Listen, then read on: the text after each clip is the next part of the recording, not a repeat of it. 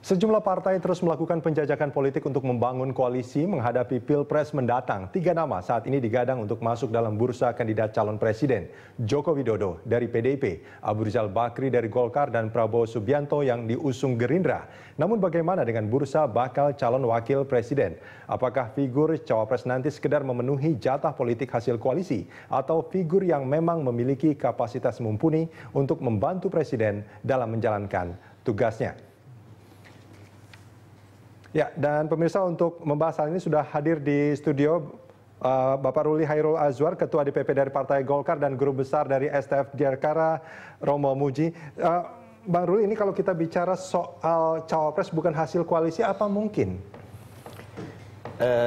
Kriteria itu lebih penting ya. Walaupun demikian, persyaratan boarding pass itu sangat penting juga.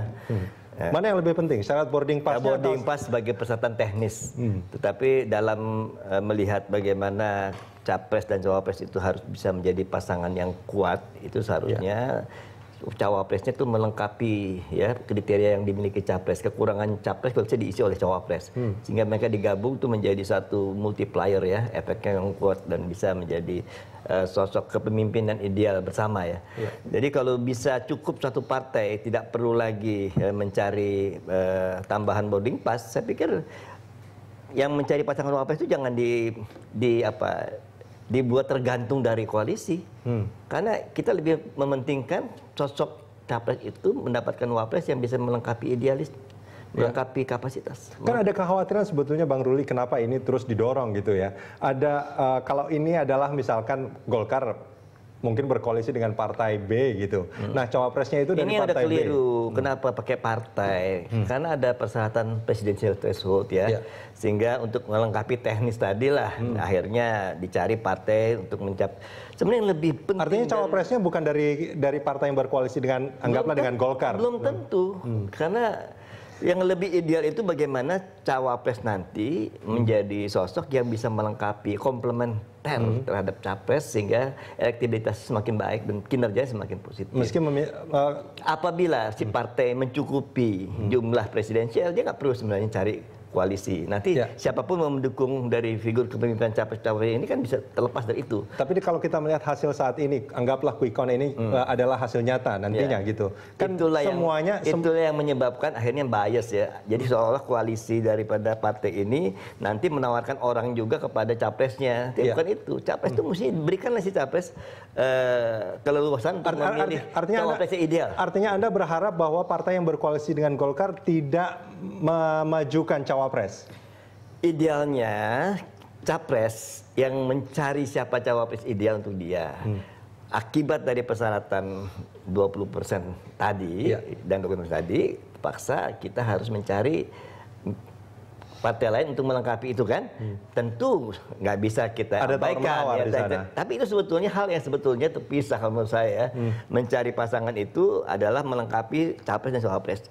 Kalau misalnya ada satu partai dia menawarkan suara tapi dia menentukan orang, kalau nggak cocok dipaksakan, kasihan nih jadi pasangannya.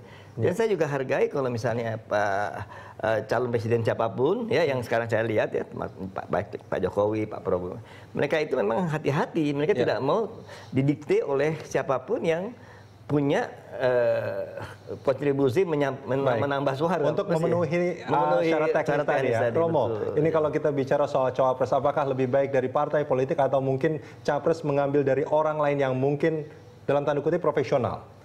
Begini, sebenarnya hasil quick count dari pemilu itu yang paling cerdas adalah pemilih dan rakyat. Ya, karena mereka memaksa yang mau terus-menerus power sharing dan parpol ini semuanya. Dan di situ ada masalah, itu mereka paksa untuk sekarang dengarkan kami.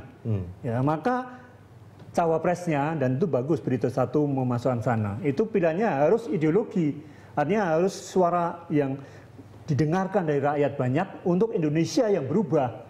Indonesia yang berubah seperti apa? Saya tuh belajar dari sejarah aja ya kan.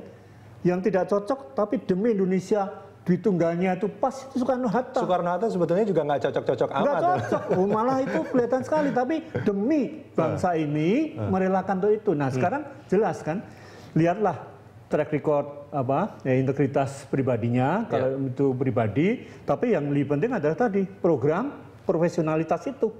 Ya, dan kekurangan itu harus jelas. Misalnya yang satu kekurangan bagian buram masa lalunya ya kan. Ini jangan lupa ya bahwa kita sebenarnya komitmen mengenai HAM-nya ya kan. Komitmen mengenai bagaimana 3 soal yang paling penting itu. Apa Indonesia itu? ini mandirikah dalam soal ekonomi? Berdaulatkah dalam soal itu kan trisaktinya PDIP ya. Lalu berpribadikah dalam kebudayaan? Kalau saya bilang begini, lalu orang selalu mengatakan ini PDIP, pasti Bung Karno. Tapi ini bagian sejarah, ini trisaktinya. Tapi itu juga yang sebenarnya nggak salah juga dengan kalau masih valid, why not ya? Persis, ini masih valid dan itu yang membuat akhirnya kita sekarang berada dalam tadi itu perang antara makroekonomi dan ekonomi rakyat. Ya kan? Nah ini kan ekonomi rakyat ditawarkan sebagai program oleh capres-capres semuanya sama-sama mirip kan? Tapi orang menilai siapa yang betul ya untuk ekonomi rakyat ini. Kalau kita punya kekayaan banyak dan segala macam, siapa yang paling beruntung untuk pengelolaan pertanian rakyatnya di mana, lautnya dimiliki oleh siapa? Jadi bukan masalah presidennya, capres dan cawapresnya cocok ya? Saya setuju. Memang kita mencari calon itu harus sama-sama mempunyai visinya sama dulu. Kalau visinya satu sama lain berbeda susah. Nah, tinggal visi capresnya apa? Nah, visi cawapresnya itu harus sama ya dan saling melengkapi. Jadi bukan masalah cocok atau tidak cocok ya? Yang jadi soal sekarang dipaksa memenuhi presidensial itu menjadi masalah. Baik, kita akan sambung ini di segmen berikut nanti Bang Ruli dan Romo.